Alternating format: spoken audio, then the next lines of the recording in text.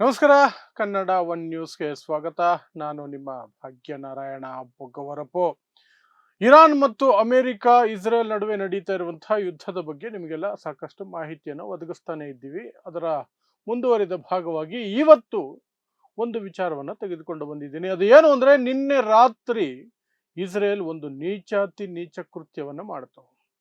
ಇಲ್ಲಿಯವರೆಗೆ ಸೇನೆಗಳ ನಡುವೆ ನಡೀತಾ ಇದ್ದಂತಹ ಯುದ್ಧವನ್ನ, ಸೇನಾ ಸ್ಥಳಗಳು ಅಥವಾ ಏನು ಆರ್ಮಿ ಬೇಸ್ಗಳಿತ್ತು ಅದರ ಮೇಲೆ ಆಗ್ತಿದ್ದಂತಹ ದಾಳಿಗಳನ್ನ ಇಸ್ರೇಲ್ ತನ್ನ ನೀಚತನವನ್ನು ತೋರಿಸಿ ಇಂಧನ ಅಥವಾ ತೈಲ ಉತ್ಪಾದನಾ ಘಟಕ ಮತ್ತು ಸಂಗ್ರಹ ಘಟಕದ ಮೇಲೆ ದಾಳಿ ಮಾಡುವ ಮೂಲಕ ಇರಾನ್ನಲ್ಲಿ ದೊಡ್ಡದೊಂದು ಅವಘಡಕ್ಕೆ ಕಾರಣಕರ್ತ ಆಗಿದೆ.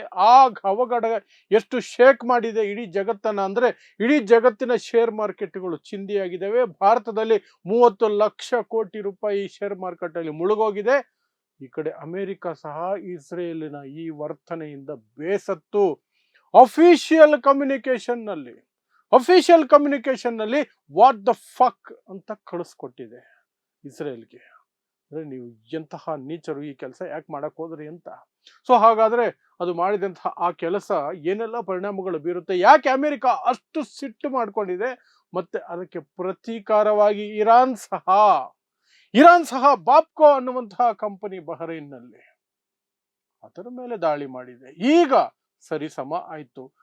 ಇಸ್ರೇಲ್ ಮಾಡಿದ ನೀಚತನಕ್ಕೆ ಇರಾನ್ ಅದೇ ಮಟ್ಟದ ಪ್ರತಿದಾಳಿಯನ್ನ ಮಾಡಿದೆ.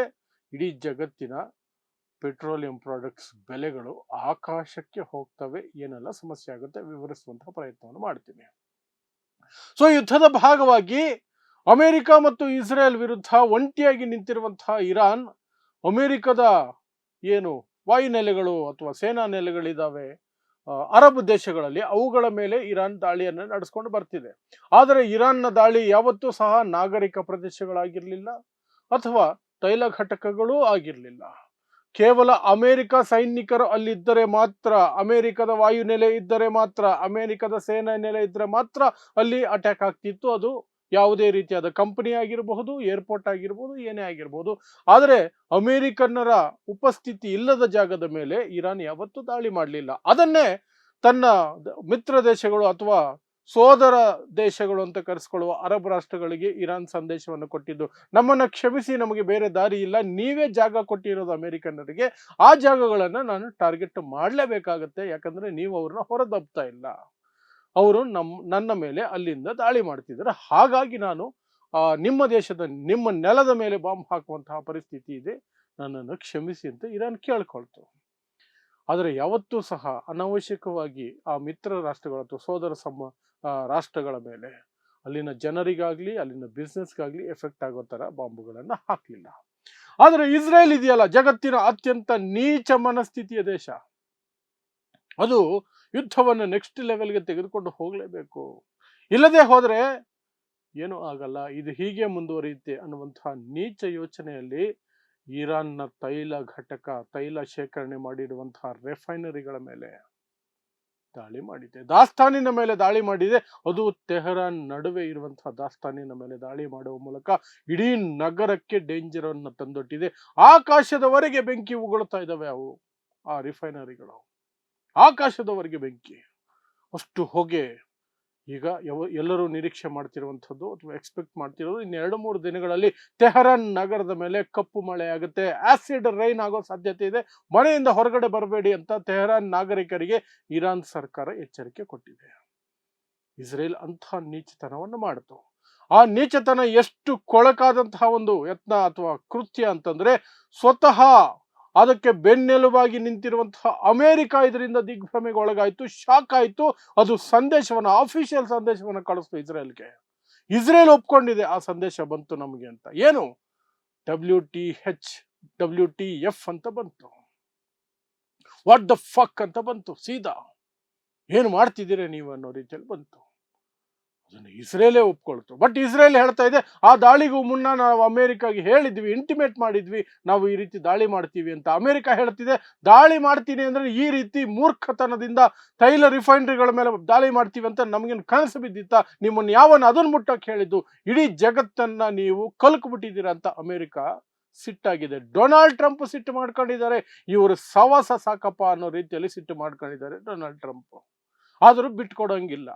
ಯಾಕೆಂದ್ರೆ ಕ್ರೂರಿಗಳು ನೀಚರು ಯಾವತ್ತಿದ್ರು ಒಂದು ಕಡೆಗೆ ನಿಲ್ತಾರೆ. ಅದನ್ನೇ ಅಮೆರಿಕ ಮತ್ತು ಇಸ್ರೇಲ್ ಮಾಡೋದು.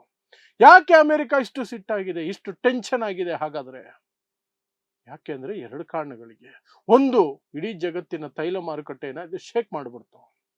ಶೇಕ್ ಆಗೋಯ್ತು. ಈಗ $107 ಪ್ರತಿ ಬ್ಯಾರೆಲ್ಗೆ ಈಗ ಮಾರುಕಟ್ಟೆಯಲ್ಲಿ ತೈಲ ಬಿಕ್ಕರಿ ಆಗ್ತಾ ಇದೆ. ಒಂದು, ಹೊರ್ಮುಜ್ ಸ್ಟ್ರೈಟ್ ಅಲ್ಲಿ ಇರಾನ್ ಪೂರ್ತಿ ಸಾಗಾಟ ನಿಲ್ಲಿಸ್ಬಿಟ್ಟಿದೆ. ಜಗತ್ತಿನ 20% ತೈಲ ಆ ಮಾರ್ಗದಲ್ಲಿಯೇ ಹೋಗೋದು ಬರೋದು, ಅದನ್ನ ಮುಚ್ಚಿಬಿಟ್ಟಿದೆ. ಎರಡನೇದು, ಅಮೆರಿಕ ಏನ್ ಅನ್ಕೊಂಡಿದೆ ಅಂದ್ರೆ, ಸ್ವಲ್ಪ ಜನ ಇರಾನಿಗಳು ಸಹ ತನ್ನ ಪರ ಇರ್ತಾರೆ, ತಾನು ಮಾಡುವ ದಾಳಿಯ ಪರ ಇರ್ತಾರೆ, ಈ ಸರ್ಕಾರದ ವಿರುದ್ಧ ಇರ್ತಾರೆ. ಖಾಮಿನೈ ಸತ್ತ ಮೇಲೂ ಸಹ ಹೊಸ ಸರ್ಕಾರ ಬರುತ್ತೆ, ಹೊಸ ಖಾಮಿನೈ ಬರ್ತಿದ್ದಾರೆ. ಮುಜ್ತಬಾ ಖಾಮಿನೈ ಅನ್ನುವಂಥವ್ರು, ಅಲಿ ಖಾಮಿನೈ ಅವರ 2ನೇ ಮಗ ಆಯ್ಕೆಯಾಗಿದ್ದಾರೆ. ಅದರ ವಿರುದ್ಧ ಇರುವವರು ನಮ್ಮ ಪರ ಇರ್ತಾರೆ ಅಂತ ಅಮೆರಿಕ ಅನ್ಕೊಂಡಿತ್ತು. ಬಟ್ ಯಾವಾಗ ನಗರದ ಮಧ್ಯಭಾಗದಲ್ಲಿರುವಂತಹ ತೈಲ ಉತ್ಪಾದನೆ ಘಟಕಗಳು ಮತ್ತು ರಿಫೈನರಿಗಳ ಮೇಲೆ ದಾಳಿ ಆಯಿತು, ಆ ಜನರ ಸಪೋರ್ಟ್ ಸಹ ಅಮೆರಿಕ ಕಳ್ಕೊಳ್ಳುತ್ತೆ ಅನ್ನೋದು ಅಮೆರಿಕದ ಭಯ. ಒಂದ್ ಕಡೆ ತೈಲ ಮಾರುಕಟ್ಟೆ ಏನಾಗುತ್ತೆ ಅಂತ ಇಡೀ ಜಗತ್ತಿನಲ್ಲಿ ಶೇರ್ ಮಾರ್ಕೆಟ್ಗಳು ಡುಬ್ಕಿ ಹೊಡೆದ್ಬಿಟ್ಟಿದ್ದಾವೆ. ಬ್ಲ್ಯಾಕ್ ಡೇ ಆಗ್ಬಿಟ್ಟಿದೆ, ಬ್ಲಡ್ ಬಾತ್ ಆಗಿದೆ. ಮುಂಬೈ ಶೇರ್ ಮಾರುಕಟ್ಟೆಯಲ್ಲಿ 30 ಲಕ್ಷ ಕೋಟಿ ರೂಪಾಯಿ ಕಳ್ಕೊಂಡಿದ್ದಾರೆ ಹೂಡಿಕೆದಾರರು. 30 ಲಕ್ಷ ಕೋಟಿ ಒಂದೇ ದಿನ, ಅಷ್ಟು ಎಫೆಕ್ಟ್ ಆಗಿದೆ. ತೈಲ ಬೆಲೆ $107, $200 ಹೋಗೋ ಸಾಧ್ಯತೆಗಳಿದೆ. ಈ ಯುದ್ಧ 3-4 ತಿಂಗಳು ಪ್ರೊಲಾಂಗ್ ಆದರೆ $500 ಆದ್ರೂ ಆಶ್ಚರ್ಯ ಪಡಬೇಕಿಲ್ಲ ಅಂತ ಕೆಲವರು ಹೇಳ್ತಿದ್ದಾರೆ. ಅವಾಗ ಒಂದೊಂದು ಲೀಟರ್ ಪೆಟ್ರೋಲ್ $1000 ಮೇಲೆ ದಾಟ್ಬಿಡುತ್ತೆ. ಆ ಪರಿಸ್ಥಿತಿಗೆ ಹೋಗ್ತಾ ಇದ್ದೀವಿ.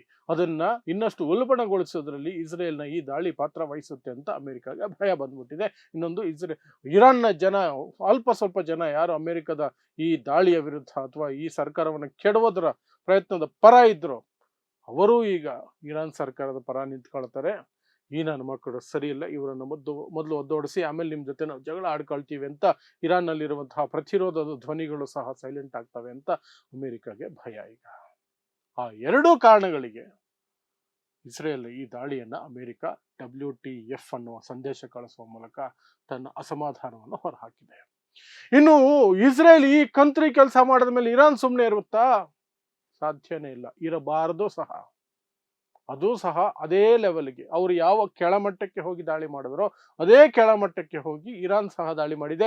ಬಹರೇನ್ ಅಲ್ಲಿರುವಂತಹ ಬ್ಯಾಪ್ಕೋ ಅನ್ನುವಂತಹ ಸರ್ಕಾರಿ ಸ್ವಾಮ್ಯದ ಅತಿ ದೊಡ್ಡ ಕಂಪನಿಯ ಮೇಲೆ ಬಾಂಬ್ ಹಾಕಿದೆ.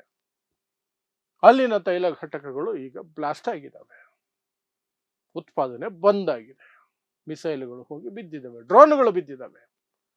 ಅಲ್ಲಿಗೆ ಸೇಡಿಗೆ ಸೇಡು, ನೀವೇನ್ ಮಾಡ್ತೀರೋ ನಾವು ಅದನ್ನೇ ಮಾಡ್ತೀವಿ ಅಂತ ಇರಾನ್ ಮಾಡ್ತಾ ಇದೆ. ಈಗ ಇನ್ನಷ್ಟು ತೈಲ ಮಾರುಕಟ್ಟೆ ಅಲುಗಾಡ್ಬಿಡುತ್ತೆ. ತೈಲ ಮಾರುಕಟ್ಟೆ ಇನ್ನಷ್ಟು ವಿಚಲಿತ ಆದಂಗೆ ಪ್ಯಾನಿಕ್ ಸೆಲ್ಲಿಂಗ್ ಶುರು ಆಗುತ್ತೆ. ಉಳಿದಿರುವಂತಹ 1 ಲೀಟರ್, ಅರ್ಧ ಲೀಟರ್ ಪ್ಯಾನಿಕ್ ಸೆಲ್ಲಿಂಗ್ ಆಗುತ್ತೆ. ಜಗತ್ತಿನ ಅರ್ಧ ದೇಶಗಳಲ್ಲಿ ಕೇವಲ ಇನ್ನೊಂದು 4 ದಿನದಲ್ಲಿ ಪೆಟ್ರೋಲ್ ಬಂಕ್ಗಳಲ್ಲಿ ಅರ್ಧಕ್ಕರ್ಧ ಪೆಟ್ರೋಲ್ ಬಂಕ್ಗಳಲ್ಲಿ ಪೆಟ್ರೋಲ್ ಇರಲ್ಲ, ಡೀಸೆಲ್ ಇರಲ್ಲ, ಗ್ಯಾಸ್ ಇರಲ್ಲ. ಅಂತಹ ಪರಿಸ್ಥಿತಿ ಬರುತ್ತೆ. ಆ ಪರಿಸ್ಥಿತಿ ನಡುವೆನೂ ಇಸ್ರೇಲ್ ಇಂತಹ ನೀಚತನವನ್ನು ಮಾಡುತ್ತೆ ಅಂದ್ರೆ ಅಮೆರಿಕಗೆ ಸಿಟ್ಟು ಬಂದಿದೆ. ಇನ್ನು ಇರಾನ್ ಅದೇ ಮಟ್ಟದಲ್ಲಿ ಉತ್ತರ ಕೊಟ್ಟಿದೆ. ಆ ಮೂಲಕ ಬ್ಯಾಪ್ಕೋ ಕಂಪನಿಯ ಪ್ರೊಡಕ್ಷನ್ ಸಹ ಬಂದಾಗಿದೆ. ಈ ಕಡೆ ಇದರದ್ದು ಸೌದಿ ಅರೇಬಿಯಾದು ಬಂದಾಗಿದೆ, UAE ಬಂದಾಗಿದೆ. ಕೆಲವು ಘಟಕಗಳು ಬಂದ್ ಮಾಡ್ಕೊಂಡು ಕೂತಿದ್ದಾವೆ ಅರಬ್ ರಾಷ್ಟ್ರಗಳು. ಯಾಕೆಂದ್ರೆ ಇರಾನ್ ಹಾಕಿರುವ ಮಿಸೈಲ್ಗಳು ಅಲ್ಲಿ ಸೇನೆಗಳಿಗೆ ಜಾಗ ಮಾಡಿಕೊಟ್ಟಿದ್ದಾರೆ, ಸೇಫ್ ಅಂತ ಅಲ್ಲಿ ಇರ್ತಾರೆ ಸೇನೆಯವರು. ಹಾಗಾಗಿ ಇರಾನ್ ಆ ಸೇನೆ, ಅಮೆರಿಕ ಸೇನೆ ಎಲ್ಲಿದೆ ಅಲ್ಲಿ ಹಾಕ್ತಾರೆ. ಅದು ರಿಫೈನರಿ ಆದ್ರೂ ಸರಿನೇ, ಆಯಿಲ್ ಕಂಪನಿ ಆದ್ರೂ ಸರಿನೇ, ಇನ್ನೇನಾದ್ರೂ ಸರಿನೇ, ಅಲ್ಲಿ ಹಾಕ್ತಾ ಇದ್ದಾರೆ. ಹಾಗಾಗಿ ಅಲ್ಲಿಯೂ ಸಹ ಅಲ್ಲಲ್ಲಿ ಕೆಲವು ರಿಫೈನರಿಗಳು ಕೆಲಸ ಮಾಡ್ತಿಲ್ಲ, ಬಂದಾಗಿದ್ದಾವೆ. ಈಗ ಈ ಒಂದು ಗೊಂದಲವನ್ನ ಇಸ್ರೇಲ್ ತಂದು ಇಟ್ಟಿದೆ. ಅಲ್ಲಿಗೆ ಇಸ್ರೇಲ್ ಮತ್ತು ಅಮೆರಿಕ ನಡುವೆ ಸಹ ಅಸಮಾಧಾನ ಇದೆ. ಬಟ್ ನಾನು ಮೊದಲೇ ಹೇಳ್ದಂಗೆ ನೀಚರು ಯಾವತ್ತಿದ್ರು ಒಂದು ಕಡೆ ನಿಲ್ತಾರೆ. ಹಾಗಾಗಿ ಅವರು ಎಷ್ಟೇ ಅಸಮಾಧಾನ, ಕೋಪ, ಸಿಟ್ಟು, ಸೆಡವು ತೋರಿಸಿದ್ರು ಸಹ ಅಮೆರಿಕದವರು ಇಸ್ರೇಲ್ ಬೆನ್ನಿಗೆ ನಿಲ್ಲೋದನ್ನ ಬಿಡೋದಿಲ್ಲ. ನಾಯಿಬಾಲ ಅದು, ಡೊಂಕೆ. ಬಟ್ ಯುದ್ಧ ಯಾವ ಮಟ್ಟಕ್ಕೆ ಹೋಗುತ್ತೆ, ಜಾಗತಿಕ ಮಟ್ಟದಲ್ಲಿ ಇದು ಯಾವ ಪರಿಣಾಮಗಳನ್ನ ಇನ್ನು ಮುಂದೆ ಬೀರೋದಕ್ಕೆ ಶುರು ಮಾಡ್ತವೆ. ಎಲ್ಲ ದೇಶಗಳು ಸಹ ಗ್ರಾಸ್ಪಿಂಗ್ ಫಾರ್ ಬ್ರೆತ್ ಅಂತಾರಲ್ಲ, ಉಸಿರು ತೆಗೆದುಕೊಳ್ಳೋದಕ್ಕೆ ಕಷ್ಟಪಡುವಂತಹ ಪರಿಸ್ಥಿತಿ. ಅಂದ್ರೆ ಪೆಟ್ರೋಲ್ ವಿಚಾರವಾಗಿ ರೇಷನ್ ಮಾಡಬೇಕಾದ ಪರಿಸ್ಥಿತಿ ಬರಬಹುದು ಅನ್ನೋ ಎಚ್ಚರಿಕೆಗಳು ಬರ್ತಾ ಇದೆ. ಅಂದ್ರೆ ಒಬ್ಬರಿಗೆ ಇಷ್ಟೇ ಲೀಟ್ರು, ವಾರಕ್ಕಿಷ್ಟೇ ಲೀಟ್ರು, ದಿನಕ್ಕಿಷ್ಟೇ ಲೀಟರ್, ಈ ರೀತಿ ಬರಬಹುದು ಪರಿಸ್ಥಿತಿ. ಬರಬಹುದಲ್ಲ, ಆಲ್ಮೋಸ್ಟ್ ಬರ್ತಿದೆ ಅಂತ ಈ ಯುದ್ಧದ ಪರಿಣಾಮ ತೋರಿಸ್ತಾ ಇದೆ ಅಷ್ಟೇ. ಸೊ ನೋಡ್ತಾ ಇರಿ ಸಮಸಮಾಜಕ್ಕಾಗಿ ಕನ್ನಡ 1 ನ್ಯೂಸ್. ನಮಸ್ಕಾರ.